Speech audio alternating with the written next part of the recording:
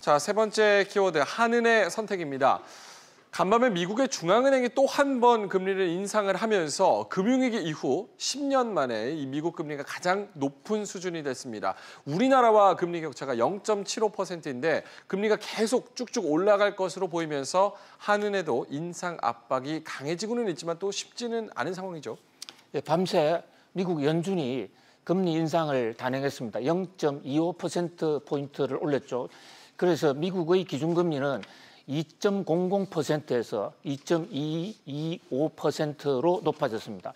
우리나라의 기준금리가 1.50%니까 최고 금리를 기준으로 할 때 두 나라의 금리 격차가 0.75%포인트로 높아졌다 이렇게 볼 수가 있습니다.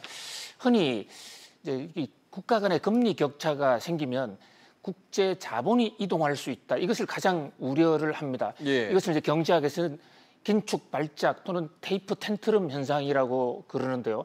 우리나라가 미국 금리보다 낮아졌기 때문에 우리나라에 와 있는 외국인 투자 자금이 외국으로 빠져나갈 수 있지 않냐, 미국으로 갈 수가 있지 않느냐. 그래서 우리나라도 금리를 올려야 된다. 이런 주장이 나오고 있어요. 그러나 이 우려는 다소 좀 과장된 것이다라고 말씀을 드리지 않을 수가 없습니다. 국제 자금이 금리만 따라서 움직이는 것은 절대 아닙니다. 일본의 경우는 지금 마이너스 금리를 하고 있습니다. 그러면 일본에 와 있는 외국 자본이나 일본 돈이 다 미국으로 갔느냐? 전혀 그렇지 않거든요. 결국 금리는 하나의 변수입니다. 자금이 움직이는. 그러나 국제 자본이 움직이는 데에는 환율 요인이라든지 그 나라의 투자 전망 이런 것들이 복합적으로 가세하고 있다. 그런 면에서 미국이 금리를 올린다 해서 우리가 무조건 금리를 올려야 되는 것은 아닙니다. 다만 영향을 받게 되겠죠. 테이프 텐트럼 현상 같은 것을 미리 사전에 막기 위해서 한국은행이 보다 발빠르게 움직일 필요가 있죠. 더더군다나 미국은 지금 4분기에 또 한 번 금리를 올릴 것을 강력히 지금 시사를 했어요. 올해뿐만 아니라 내년에도 한 3번 정도 올릴 것으로 보입니다.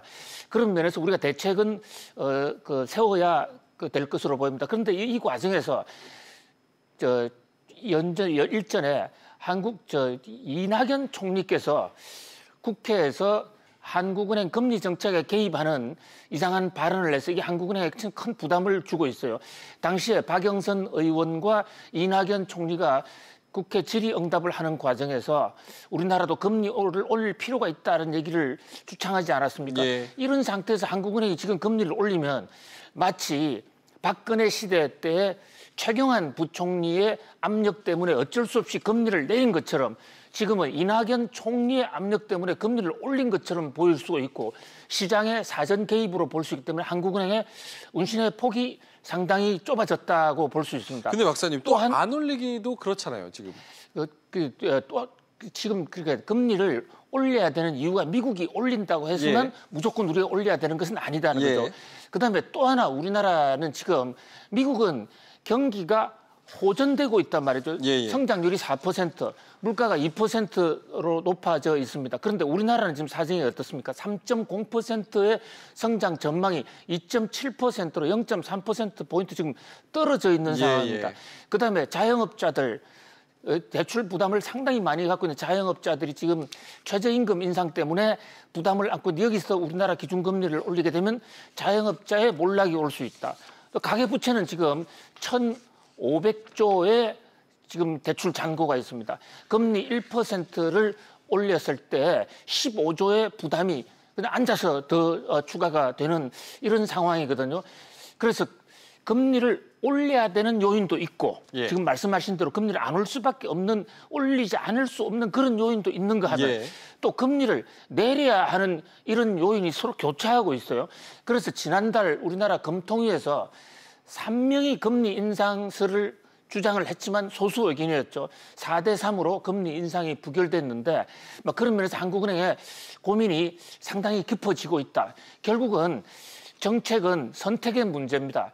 이 프라이오리티를 정책의 우선권을 어디다 둘 것인가, 국제 자금 흐름 방어에 둘 것인가 아니면 국내 경기의 진작에 둘 것인가.